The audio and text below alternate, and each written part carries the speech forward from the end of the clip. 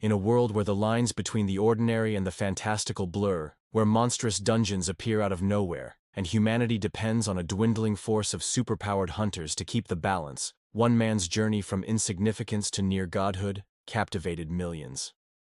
Solo leveling is more than a power fantasy. It is a layered tale of evolution, loss, vengeance, and destiny. It all begins with a man named Jin-Woo, the weakest hunter in South Korea. In the early days of dungeon appearances, people awakened to powers allowing them to combat the creatures that poured out. But the power distribution was random.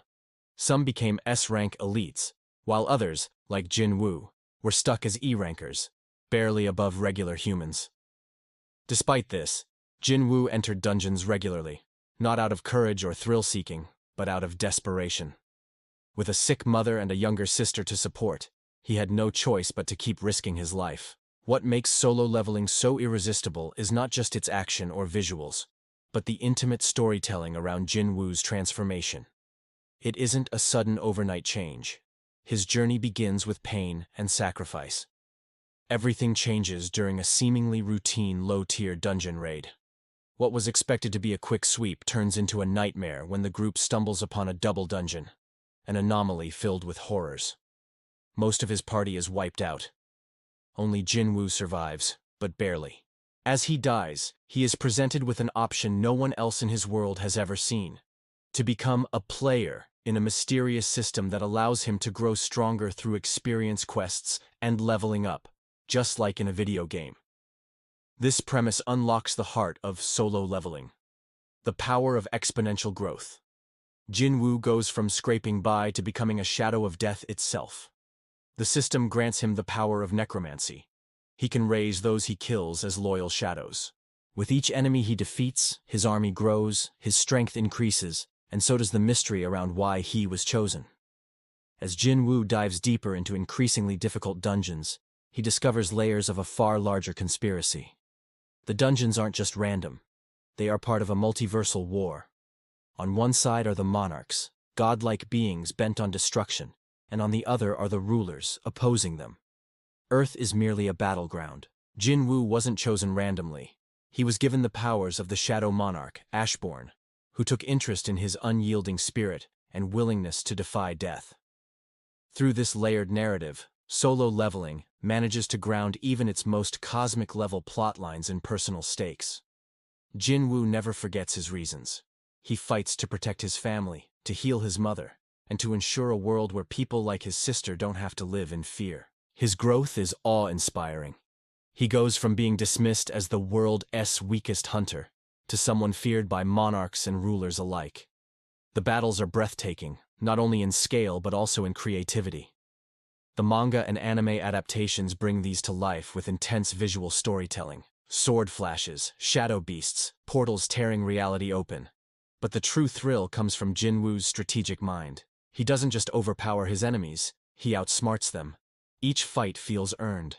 Whether it's in a dungeon against a giant stone knight, or in the streets of Seoul fending off monarch invasions, Jin-Woo maintains an edge that feels as much mental as it is physical. One of the most iconic aspects of the series is the Shadow Army.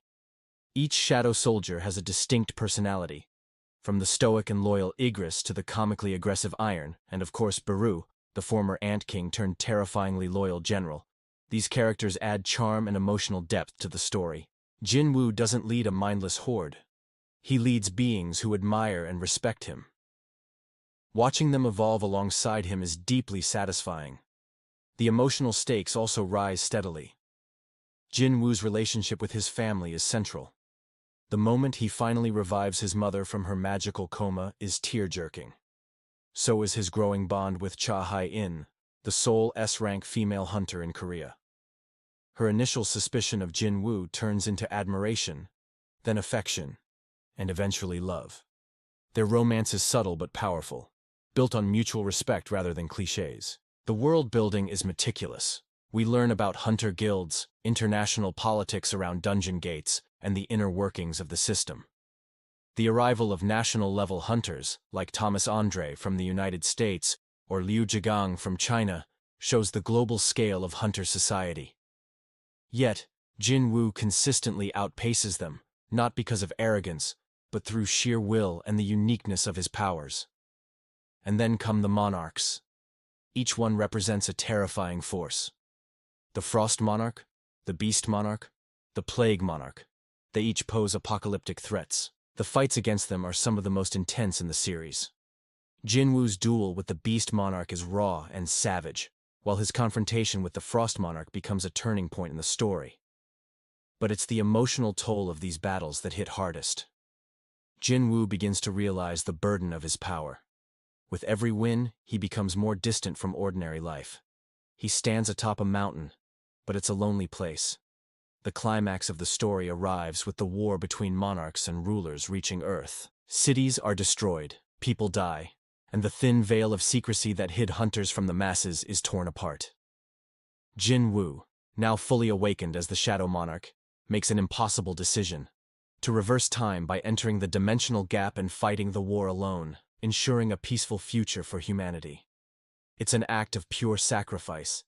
He lives countless years in a timeless space, battling alone, knowing no one will remember his pain.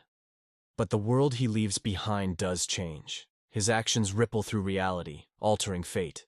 In the new timeline, people live without fear of monarchs or dungeons. His family is safe. Hunters are no longer needed. And in a beautiful twist of fate, he returns, not as a god, but as a human. Jin-Woo reclaims the quiet life he once dreamed of, with the weight of his world-saving feats known only to him. Solo leveling ends not with a flashy battle or a dramatic cliffhanger, but with peace, closure, and fulfillment. It is a rare ending in this genre, a power fantasy that recognizes the cost of power and chooses love and normalcy over glory. The legacy of Solo Leveling goes beyond its final chapter. The sequel series, Solo Leveling: Ragnarok, follows Jin-Woo's son, Sung Soo-ho. While it ventures into new territory, it retains the themes of legacy, duty, and inner strength. Fans are introduced to a new protagonist who must live up to his father's mythical name while forging his own path. The fandom surrounding Solo Leveling is a testament to its power. Fan art, theories, AMVs, cosplay, and community discussions continue to thrive. The anime adaptation by A1 Pictures only broadened its reach. With cinematic fight choreography, emotive voice acting, and a stirring soundtrack, it brought the story to life in a way that both satisfied longtime readers and drew in new fans. Critics praise Solo Leveling, not just for its visuals or action, but for its pacing and emotional depth. There are no filler arcs or drawn-out side stories. Every chapter builds towards something, whether it's Jin-Woo's next evolution or a deepening relationship. The balance of action, mystery, and emotional resonance keeps readers hooked from beginning to end. What makes Jin-Woo such a compelling character isn't just his power. It's his heart.